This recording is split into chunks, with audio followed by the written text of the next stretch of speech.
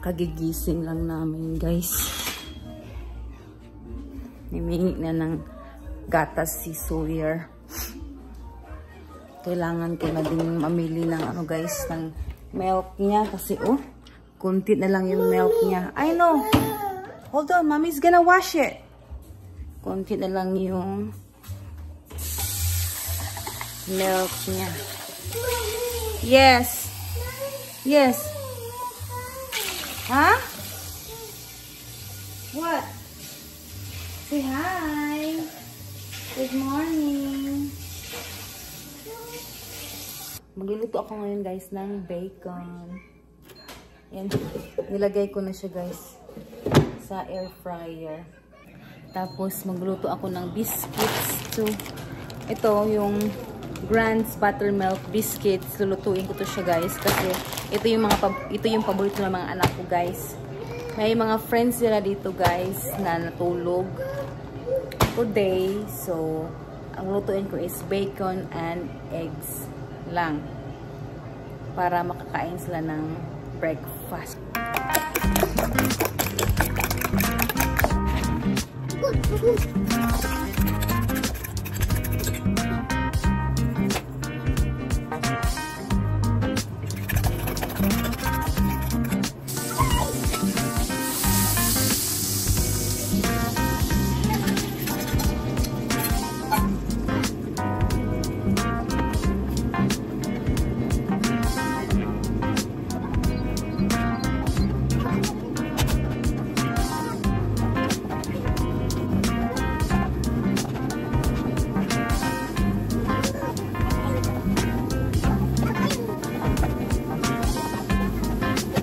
Tapos na ako magluto, guys, at kumakain na sila. Ayan. Eggs, tomato gravy, at saka biscuits. So, kain muna kami, guys. Yan? Lick it. Biscuits with water tastes That's horrible. good. You don't want it? Tapos na silang kumain, guys. Ako na lang yung natira. Ayan, oh.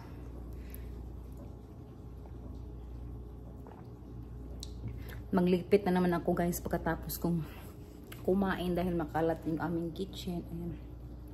Si Sawyer ay nasa taas para bantayan nila Sam at saka ni Shelton at saka ng mga friends niya, kasi pag andito yun, panigurado, guys, hindi ako makapaglinis ng kusina kasi gusto niya nun magpakarga.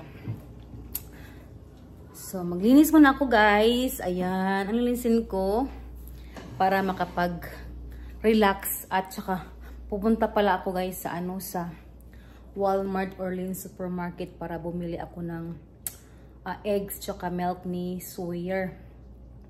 Yung eggs kasi wala na kaming eggs. So, kailangan ko nang bumili dahil maghahanap na naman to si Sawyer ng eggs, guys. At saka saging din kasi yan yung paborito niyang snack, saging. Wala kasi, guys, dito yung asawa ko, guys. Nasa Las Vegas pa. At ano siya doon? 4 days siya doon. So, kami lang dito ng mga anak ko ang andito. So, safe naman dito, guys. Nung nakaraan, dito yung friend ko natulog kasi sinamahan niya ako. So, ayun, guys. So, mag-umpisa na ako maglinis para makapunta din ng supermarket. So, guys, may natira pa. Kunti lang yung kinuha nila sa tomato gravy. So, eto siya. Lagay ko sa Tupperware para kung gusto nila mag-snacks yan. Tsaka may tatlong biscuits pa. At tsaka may bacon at tsaka eggs. Yan lang yung natira, guys. Mahina silang kumain, guys. Kaya marami pang tira. Yung gravy kasi, paborito nila yun. Kaya dinamihan ko. Minsan kasi, mamaya, pag gutom yan sila, yan yung hahanapin nila. Yung tomato gravy. Ayaw ko nun, guys, kasi tawag ito, maasim. Yung sa akin lang is yung ito, ito yung grape jelly lang sa akin. Dahil matamis. Hindi ako sanay nung sa maasim na ano. Na gravy. Masarap kasi yung... Masarap. Gusto ko yung ganun sa Jollibee ba? Masarap yun siya. So, yun lang guys. Continue my kuan. My chores. Para makapagpahinga din ako. Hindi pa talaga ako guys naka-start ng aking kitchen. Oh, kasi si Sawyer umiiyak. So, kailangan ko nang pumunta ng ano guys, ng supermarket dahil bibili ako ng milk niya kasi nanghihingi siya ng milk. So, come on Sawyer, let's go! Let's go! And sasama daw si Carter at saka si Shelton. Okay, put now Sawyer in the car, Shelton. Please, come on. Sam! Sam knows that we're leaving? I forgot. I left my shirt at the front. Good.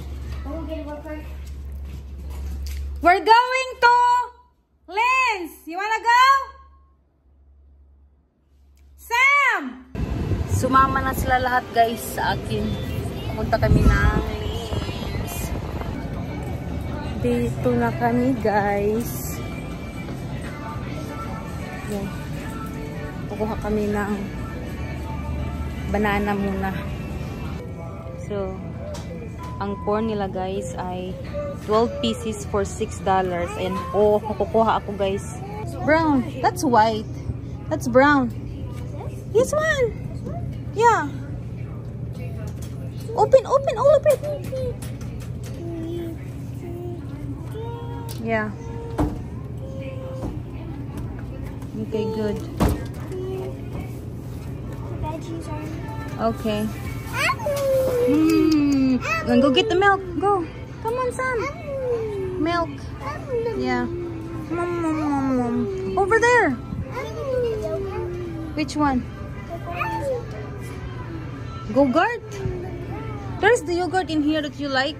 Here? That you played, yeah. Yeah, get. What flavor? Do you like yogurt? Like that? Okay. We'll get flavor. Okay. There's one here. Oh, huh. Okay. Get some Shelton too and Carter.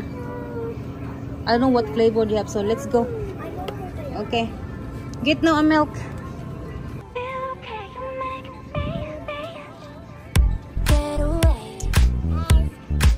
Oh, that's July.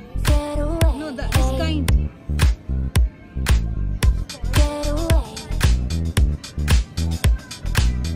That one.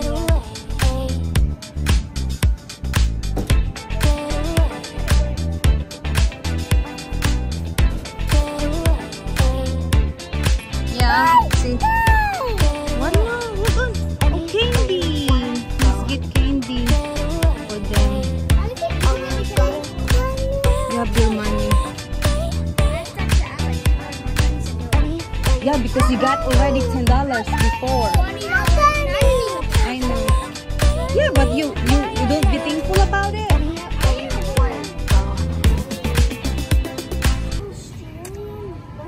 Candy daw sa kanya. So, ito mga candy nila guys. Yan yung bibilhin namin. Huh? What? Okay.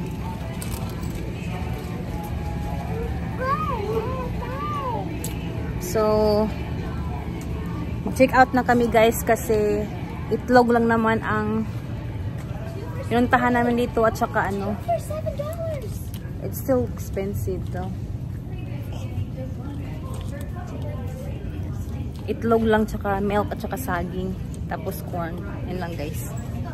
Guys, sobrang nainis ako kasi may in-order ako sa Seafood City guys. Tapos, kagabi ko siya in-order. Ang worth sa order ko is 196. Tapos, may 15% sila na sobrang i-charge kasi baka mayroong mga item na more than the price sa online. Ngayon, ay nainis ako kasi yung address na nilagay ko sa order ko is dito sa Utah. Nag-change yun siya ng Las Vegas. Inimil ako ngayon na yung order ko daw is on its way. Guys, hindi dito i-deliver, kundi doon sa Maryland Parkway ba yun? Hindi naman yun yung nilagay kong address eh. Kaya nainis talaga ako sa Seafood City. So, in-email ko sila na wrong address kasi nakatira ako sa Utah. At ang sabi nila sa akin, in-email nila ako ha, na we can't deliver 149 miles away. Sabing ganon. Dahil local lang pala sila. So, dapat may cellphone number ako doon. Sana tinawagan nila ako para hindi magaganito. Nainis talaga ako guys. Nainis talaga ako. So, sana i-refund sa akin yung binayad ko. Hindi yung para sa ano ba? Sa ibang store? Tawagan ka muna? Eh, ito hindi eh. Tapos talagang wala akong nilagay doon na address na Parkway, Maryland Parkway. Ang nilagay ko doon is Hurricane, Utah. Yun ang nilagay ko. Pero hopeful ako na i-refund sa akin. Naku, sao na ni. Ano nangyari dito? Kaya, wala akong ganang. Tapos nakagaling ko lang na grocery ako ha. Yung binili ko yung milk, corn, itlog.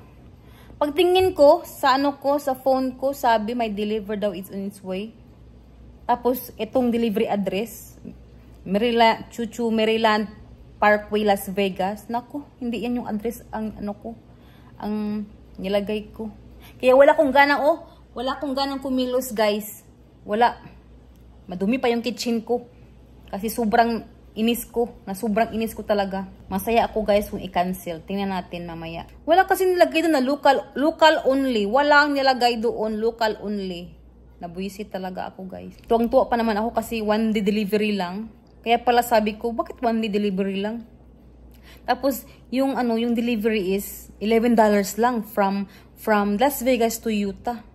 So wala lang ako. Pero guys, sana tinext mo lang ako na at saka hindi nila i-change yung address na nilagay ko doon. Pinuwis out ko lang nito para mawala yung ko. Inis ko guys. So guys, mayroon ng update sa aking in-order. So, kinancel na nila guys yung order ko. Thank you naman. Kasi malaki din yun guys. I'm very thankful guys kasi na-cancel na lahat. So, isusulit nila yung pera ko. Diba? Ayan guys, mag-continue na ako sa ginagawin ko sa kusina. Kasi okay, medyo okay na yung yung pakiramdam ko na hindi na ako na-stress kasi na-cancel na guys.